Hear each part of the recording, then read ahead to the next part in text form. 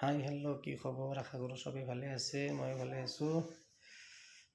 কি ক'ম, আশা কৰোঁ চবেই দোৱা যিমানখিনি কৰিছে সিমানখিনি আশীৰ্বাদ পাইছোঁ, আগুৱাই গৈছোঁ।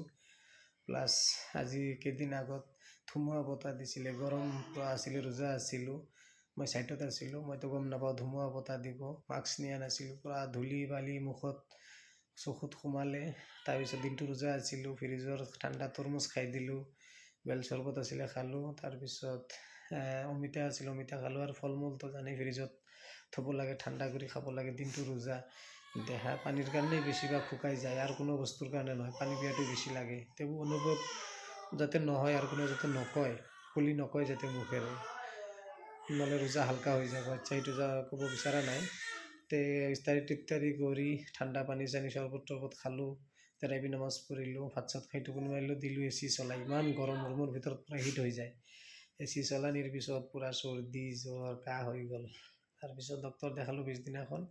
ডক্টৰে কৈছে গৰম পানী খাব, ঔষধ গৰম পানী দি খাব দিছে, ভাতৰ লগত গৰম পানী দি গা ধুব দিছে। যিহেতু সৰুৰ পৰা ডাঙৰ হৈছে, এতিয়ালৈকে গৰম পানী দি মই গা ধুইয়ে পোৱা নাই। স্কিন পূৰা খজুৱাই আৰু ফাটি যায়, আৰু ভাল নালাগে, শান্তি নালাগে। ঠাণ্ডা পানীৰ নিচিনা যেনেকৈ গা ধুই ভাল লাগে। যাই হওক, আৰাম পাইছোঁ। এতিয়া ফেচবুক খুলিলে খালি কণ্টেণ্ট মনিটাইজাৰ খালি এইটো লৈ খালি চৰ্চা হৈ আছে। মই ইমান পুৰণা মোৰ একাউণ্ট, মোৰ পুৰণা ইমান মোৰ ফলোৱাৰ হৈ আছে, লাখ, 1.5 লাখ 2 লাখ, তেও পোৱা নাই কণ্টেণ্ট মনিটাইজাৰ ছেটআপ। কিছুমানে 15,000 20,000 পাই গৈছে। দুজনে আজি ফোনো মাৰিছে মোক। মই ক'লোঁ কণ্টেণ্ট মনিটাইজাৰ ছেটআপ পোৱা ডাঙৰ বস্তু নহয়। যোনে পাইছে সি গম পাই আছে, আৰু যোনে পোৱা নাই সিও গম পাই আছে। যি হওক, ফটো এৰে, টেক্সট মেছেজ এৰে, ভিডিঅ' এৰে, ভালকৈ এৰিব। কি বিষয় এৰিম সেই বিষয়টো জানি ল'ব, বুজি ল'ব। ফেচবুকৰ গাইডলাইনবোৰ মানি চলি কাম কৰিব। মানিব, কি হিচাপত কামটো কৰিব লাগে। ফেচবুকৰ বাহিৰত অমান্য নকৰিব, আৰু নুবুজা কাম শিকি ল'ব, জানি ল'ব। কোনখিনি জেগাত আছে, কি বিষয়, কি কাৰণত ভিডিঅ'টো দিব লাগিব, কেনেকুৱা দিলে পাব্লিক ফেমাছ হ'ব, মোক আঁকোৱালি ল'ব, মৰম চেনেহ দিব। প্লাছ আপোনাৰ মই জেগাটোত আছোঁ, ধুনীয়া ফটো এটা মাৰিছোঁ, এতিয়া যে মই পোষ্ট কৰিম আপোনালোকৰ মাজত, কি লিখি দিলে মানুহে চাব, বুজি পাব, ভাল লাগিছে, অমুক জেগাত আহিছোঁ, চাই লওক জেগাবোৰ কেনেকুৱা লাগিছে, আপোনালোকে কমেণ্ট বক্সত জনাব। আপোনালোকে আহক, চাওক জেগাবোৰ, সঁচাই আপোনালোকৰ ভাল লাগে নে নাই, এনেকুৱা বিষয় দিব লাগে। প্লাছ মানুহে কৈছে চবৰ গ'লে চবৰ সফল মিঠা। আজি পোৱা নাই, কালি হ'লেও পাব নিশ্চয়। চবকে দিব ছেটআপ। দিয়াৰ পিছত যোনটো দিনৰ কাৰণে আপোনালোকে ইন্তজাৰ কৰি আছিলে, সেই দিনটো নিশ্চয় চবৰো আহিব।